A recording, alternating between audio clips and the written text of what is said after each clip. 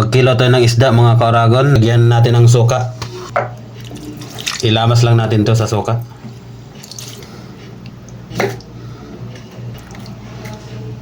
Luya, sibuyas, sili,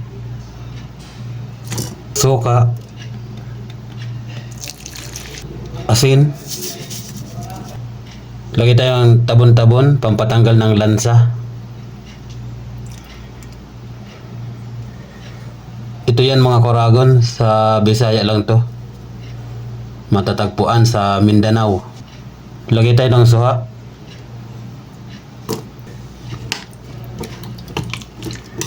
Lagyan natin yung isda.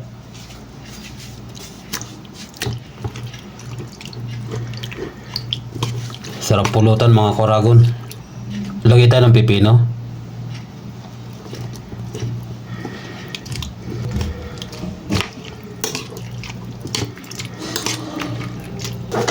Kain tayo mga kauragon.